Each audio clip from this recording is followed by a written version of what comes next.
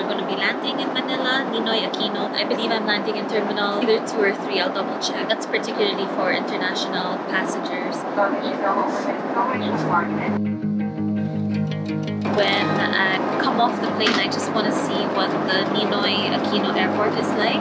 Yeah, stick around and let's see what immigration is like. There were a lot of requirements that I needed to do. I needed to fill up forms online. I needed to have my PCR test within 7 to 8 hours of departure from my origin. There's just a lot of these requirements and forms to fill up. Otherwise, I wouldn't have been able to fly. So it's very, very tricky nowadays traveling during the pandemic. I guess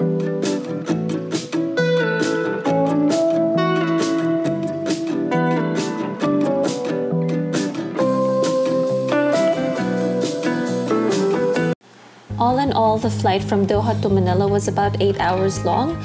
I was told also that nicer planes of Qatar Airways don't actually land in Manila or take off from Manila. So if you are looking forward to flying with business class, such as the Q Suite, which is the newer plane, unfortunately, it won't be landing and taking off from Manila. I was very happy that this flight didn't have that much people, so I'm hoping the airport wouldn't be busy as well. Made it to Manila and I'm pretty pleased and very happy that the airport is so quiet. It's about 10 p.m. right now and there's nobody in Terminal 3. Pretty awesome. I'm very happy that the airport is quiet. The airport in Doha was so busy.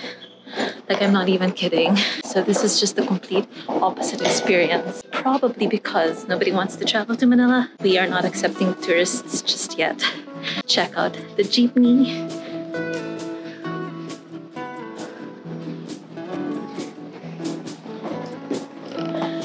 That's when you know you're really back in the Philippines. So I've never been so happy to see a jeepney in my whole life. It's a good welcome from the flight with the Filipino hospitality. Stick around and I'll show you what it's like coming out of the airport. There are some requirements needed. I need to pay for my PCR and I have a pre-arranged driver to fetch me, so I don't have to take public transportation just because I really want to be safe from... I'm running out of breath. I think it's from all the coffee that I drank. As I was walking in the airport, this is the first shop you'll see that's open. It's a duty-free, and I'm not gonna lie, I was actually a bit nervous seeing all the men in military uniforms. If you look straight ahead, there is quite a queue. I was wondering if I'll be lining up there as well. Most likely I will. And if you keep walking straight, you're going to see a couple of empty chairs. You'll be asked as well if you are a traveler, a tourist, or an OFW. In my case, I was traveling as a tourist, and so this is where I was assigned to sit down. How it works is according to flight. So the flight before us will need to line up ahead of us, and our flight will be next.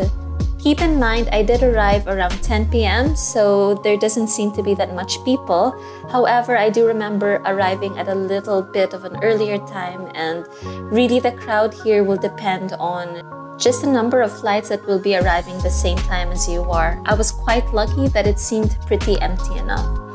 I was asking the men in military what's going on because there's a lot of empty chairs ahead of us, and so you really have to constantly ask.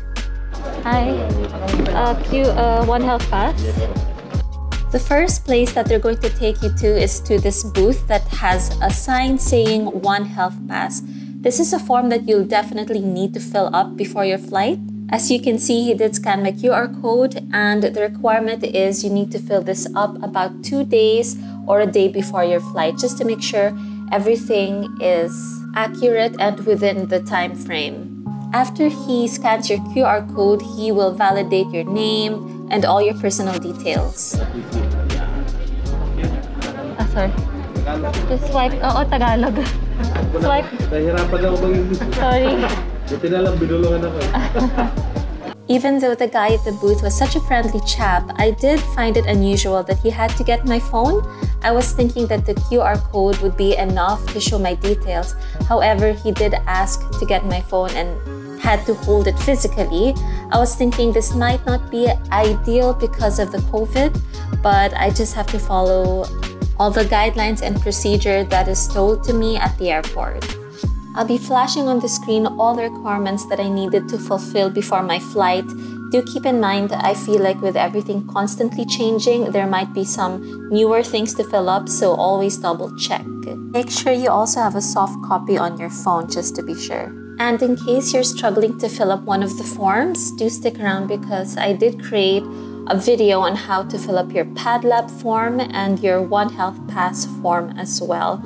Once the gentleman is done confirming your QR code for the One Health Pass, you are going to be directed to line up here, which is essentially the line going towards the immigration.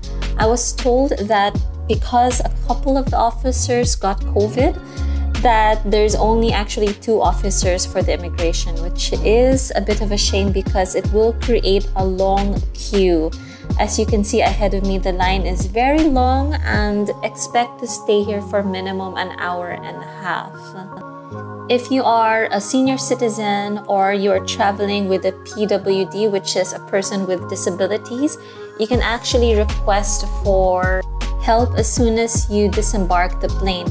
There's this nice man who is assisting me and he's making sure that I don't have to carry heavy luggages. The line is pretty long, so if you have a back condition or any physical disabilities, you do want to make sure that you inform them right away.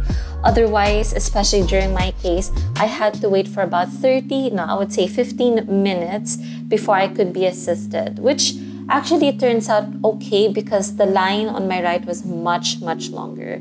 The immigration officer was actually very quick. All he did was take my picture, check my passport, and then that's it, I was through. And from here, you'll have to take the escalator or the elevator or the stairs going down to the ground floor, which is where you'll get your luggages. But before that, you're going to go to another booth, which is, I think, the Department of Tourism. It says DOT. From there, they're going to be checking your booking confirmation. So do make sure that you confirm your booking at the quarantine hotel. The quarantine hotels have to be accredited by the government. Again, these are always being updated online. So make sure that when you check it with the government website, the date is the most recent update. Hi, One Health Pass. From here, they'll have to scan your One Health Pass again. And if you can see, the gentleman over here is actually about to take a picture of my booking reference, which is a bit odd, but that's just the procedure. I actually don't know where his picture will go, but that's the experience that I have. If you don't have a pre-booking with your hotel, you could line up. However, that takes much more time. So just be sure to pre-book ahead and skip all the long queues. Also, you have to note how many days you'll need to quarantine if you'll be coming from a red listed country, a yellow listed country, or a green listed country. In my case, I was arriving from the UK, so I needed to quarantine. It said online for 5 days. However, my PCR test was done on the 5th day, so that meant I had to extend actually till a 6th day. So you have to travel with an open mind nowadays because not everything is as planned. So don't be fixated on one schedule because honestly, anything can change. And as I'm exiting the airport, you can see I'm still being assisted with my luggages. Again, you'll have to present your One Health Pass here where he's scanning my phone. And that's it. You are on your way out of the airport. Do stick around as well and check out my next video because I'll be showing you what it's like checking in my quarantine hotel. I'll be also giving you a tour of my quarantine hotel, which I absolutely love. I am looking forward to my kitchen, my balcony, and just the spaciousness of the room that I got. With my previous hotel, I did stay at the Seda Makati, and I absolutely love that hotel. I was given free meals all the time. My booking didn't come with food, but they kept giving me breakfast, occasionally dinner and lunch. And here is the driver of my hotel. I am booked with the Picasso Boutique Hotel. As you can see, he's holding a sign. If you look straight ahead of me as well, there are so many drivers or chauffeurs waiting for their customers.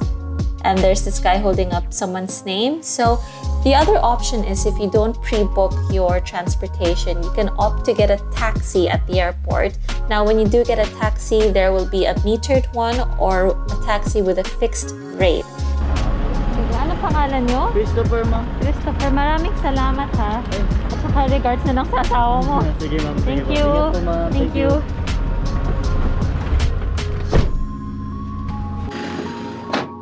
The cost of my ride from the Naia airport to my hotel is 1,500 pesos.